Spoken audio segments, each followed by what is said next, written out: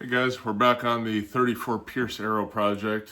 It's been a while since I had an update here. I have done quite a bit of just tedious, time-consuming work. Also went through a couple sports seasons with my kids. So now that that's all over, we should be able to get back into it. I do have one big component that we're going to show today. It's actually some Formula One technology, so stay tuned.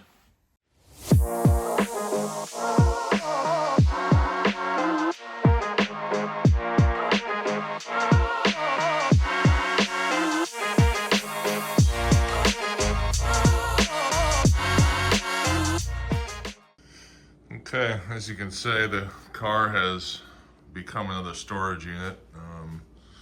To say that it's hard to build a car in a two-car garage is probably an understatement, as those of you who know. I did get some new toolboxes for free from a neighbor, which take up some more room, but have quite a bit of storage in them. And I did get a new welding cart to store my plasma cutter and welder, so that took up more room as well. But now I have some body panels in here, and then the new radiator takes up a lot of room. So since last we visited, I was able to get all the windows and door mechanisms in. I painted the inside of the doors.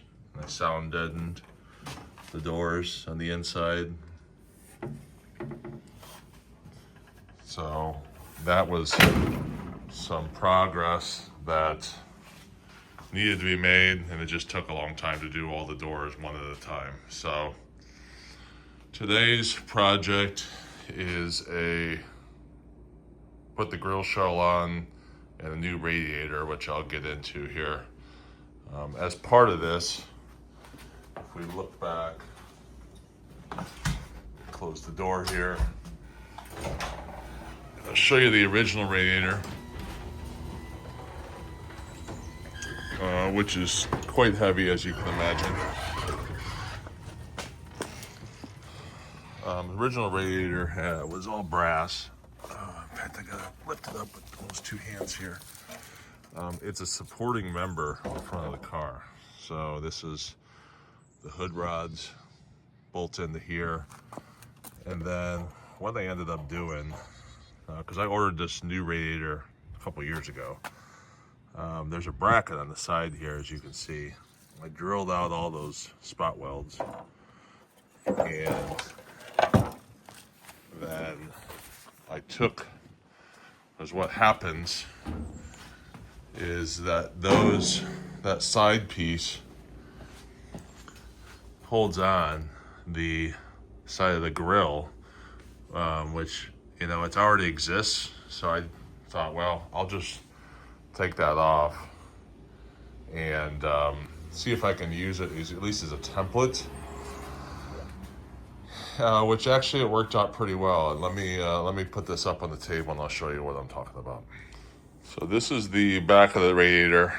The reason I say this is F1 technology, this radiator I had custom made by PWR out of Indianapolis. They bought out C&R, which was in Indianapolis. PWR is out of Australia, I believe. They build radiators, I think, for McLaren and maybe Mercedes, and then they also build the radiators for the Aston Martin Valkyrie. So the reason I went with them, they're obviously good at what they do, and they were close enough to me I didn't have to ship that 75-pound radiator anywhere, so it saved me quite a bit of money on shipping. So I designed this almost 2 years ago. So opening this up just recently, I was having to think back on how I decided to mount this, and I give myself some kudos, because I made it, what I can tell, pretty perfect size. So this is the original mount that was spot welded on the original radiator, and I actually built it so that these grommets were exactly the dimensions of the original radiator, which I had forgotten I had done. I thought I gave myself about a 1/2 inch wiggle room inside to build something custom. So what I ended up doing, and this may be temporary, I don't know, I may remake this. I may not, I don't know. It depends on how straight I can get this this bracket. Some areas, like, you know, there's some bends here and there, so I gotta finagle it. But literally able to drill some 3/4 inch holes in the original bracket, put it on here with these grommets that they PWR supplied, and then dropped it right into place. So I was really pleased with, sorry, my finger there, really pleased with 2023 Chuck to have thought about that. And then had to do a little trimming here, which I knew I was going to have to do with the new tank. But it fits very well. I have 2 bosses on the bottom, so I'll be able to mount it into the bottom that I'll show you. But it fits really well. Obviously, I have the fans. I just took them out because they were just extra weight. But let me put it in the car, and I'll show you what it looks like in the car. Haven't had it in the car yet, so maybe we'll both learn something that I messed up here.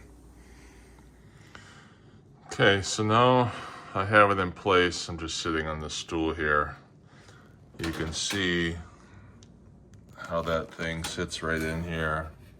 Right now it's sitting on top of the fender, which I think there's probably welting that goes in there.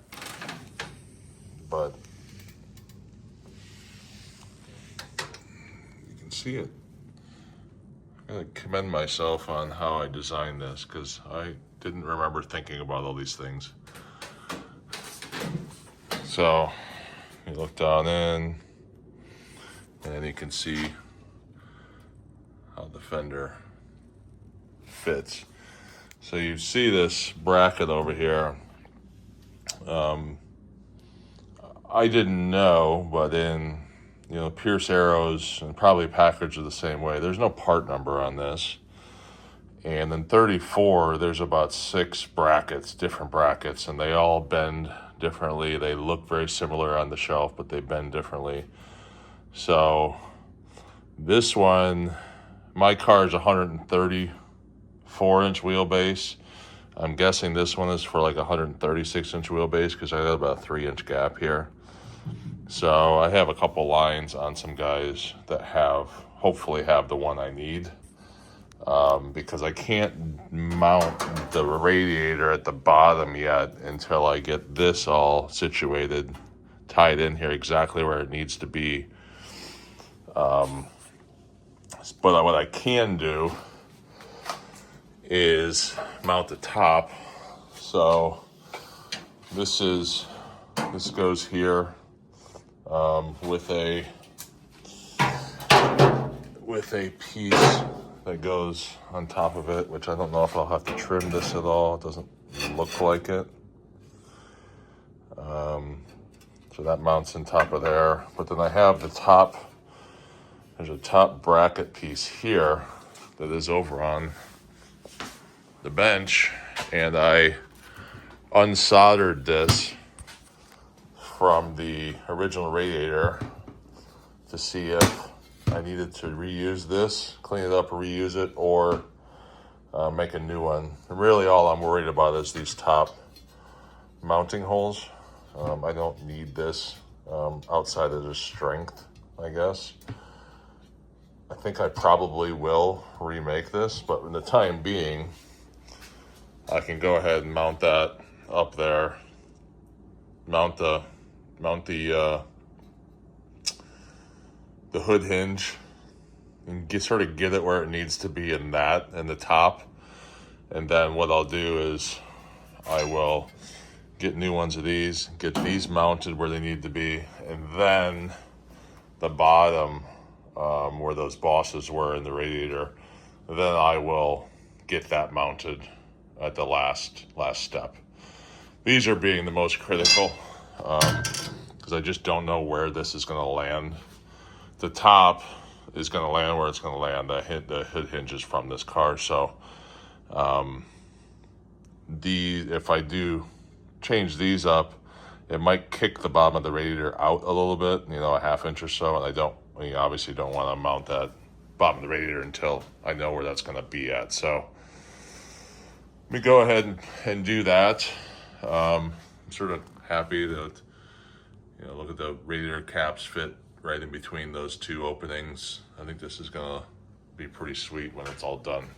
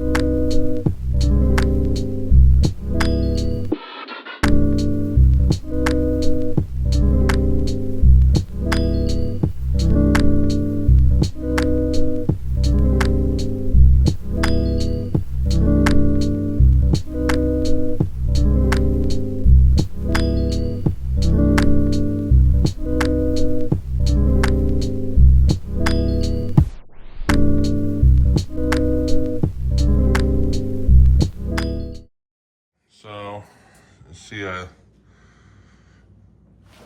installed that top piece. So, this top piece is what mounted.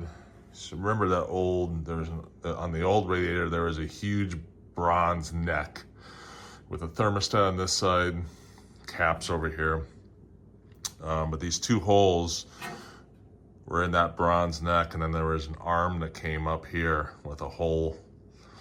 So the reason I have these bosses here and on the top is I'm going to design a bracket that goes to here and then has a thick, probably half-inch aluminum that bolts here for the stud braces, or the hood braces that come back here.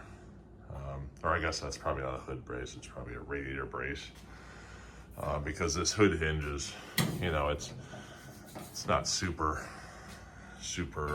strong. So obviously all 30s cars had these, which those are down here next to my ice scraper and axles. But interesting, for those who have never seen these, this is the tip of the arrow for Pierce arrow, and that's the tail of the arrow. I don't know how long they did this. The senior cars didn't have the tip of the arrow. They had an archer statue up here. But on this car, the hood covers this area here. So when you put the hood up, it would hit a statue. So they put this tip of the arrow on there. So I'm still gotta do some metal work up here. You can see this one had some holes here, and then it had a couple holes down here. This side's not too bad. I got that one pretty good, but it's interesting technology how that, I haven't seen one that doesn't have a hard time opening the hood, because it's literally that pressed piece of steel. It's probably spring steel that holds the entire hood together. With these hood hinges, they slide in. Slide in there. I don't know if you can see that. Let me focus back. They slide in there, and then they rivet onto the hood. Unlike these are piano style hinges here that are the middle of the flex of the hood. But the bottom, or here, you can see how that hood, this section here, covers that front section. So thinking about putting those on, but now that I looked at it, this hinge had the other side of the hinges on it, and I tried to put that hinge on this hood. It's really just too tight. I don't think I'd ever get it back off. And obviously I need to get this plated. So I think I'm gonna end up taking the clamshell part of the hinge off that hood and then put these on it temporarily with some bolts, and then obviously it gets riveted on. But you can see I bought another pair of headlight, sort of sight unseen. These are for a 20s car, so I gotta send these back. So I'm trying to work with that guy that has those for new brackets here. All right, so next video, hopefully if I can get these brackets bought or sourced and bought, I will put those on, get the hood situated, get that on. I've never had it totally on, just had it set in place. So I'll try to get that on, get the, show you that process. I don't know, there's a lot of detailed ones on assembling these 30s hoods, not that I could find. So it should be a shorter video, next one, and then from there I'm probably going to be doing some tool reviews. I bought some tools at PRI, show you some of those, which I was pretty happy with, and then show you how I have the garage set up here. So I'm always interested in how people are storing their tools, especially in these small shops like this. As you can tell, it is, to say it's tight in here would be an understatement. So should be some decent, short video content for you guys if you find any interest in that. We do have, I don't know if you heard that, but we have a new shop dog, Winston. We rescued him. When did we rescue you? We rescued you, I think in August, September last year, from a shelter. So he spends time out here with me as long as I have the garage door closed. A good dog. And yeah, so we will we'll try to keep you informed through the summer here. Now that the sports are done, I should have some more time to work on this and keep those of you that are keeping track of this up to date. Thanks.